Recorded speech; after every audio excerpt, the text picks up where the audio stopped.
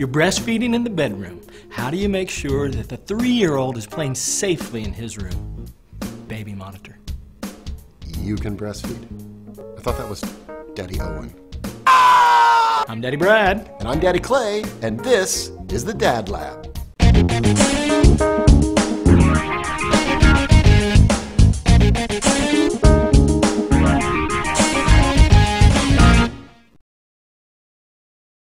The first question that comes to mind when you're talking about baby monitors, do you need one?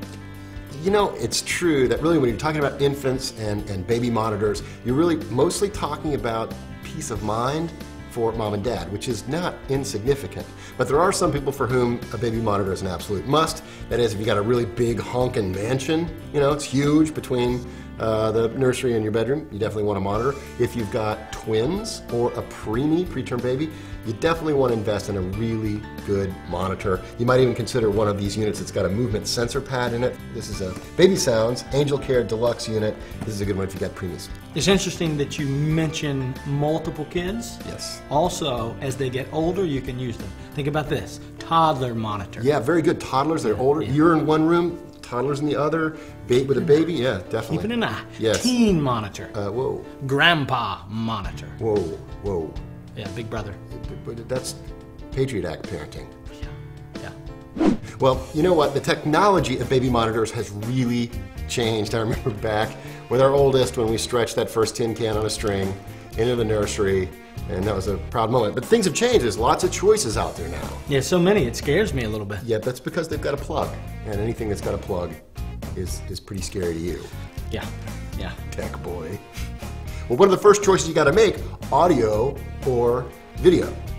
Now they've got lots of these great, like this unit from Summer. This is actually a video baby monitor, and this is if you want to just have a visual. You know, you want to make sure that the baby is sleeping safely on her back.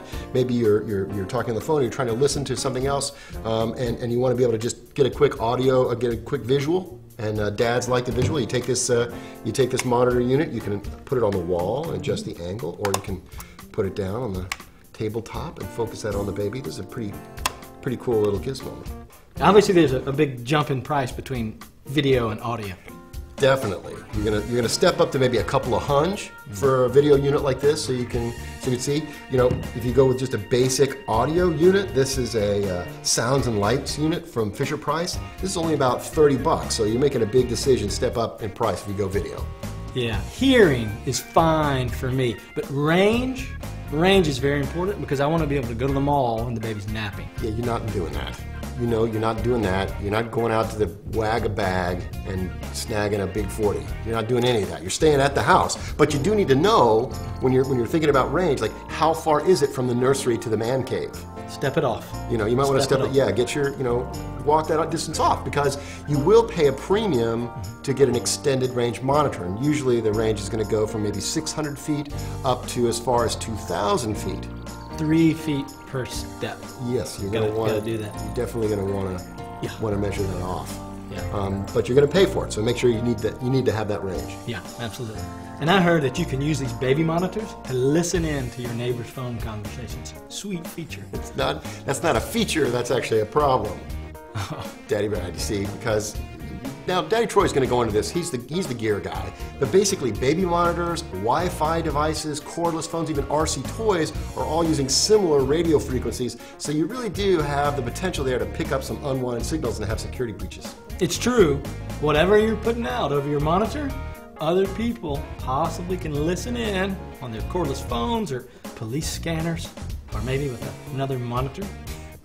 It's true. It's true. Now, some models, some manufacturers address this issue, like this unit right here. It's a private connection monitor from Fisher-Price.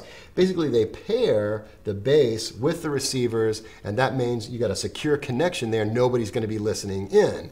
And that takes care of your security issue, but you always are going to have a problem with interference, which is also a huge thing with monitors, because basically anything in your house that's an electronic device can potentially interfere with a monitor, whether it's a microwave oven, electronic devices, wireless routers. It could be oboes, xylophones.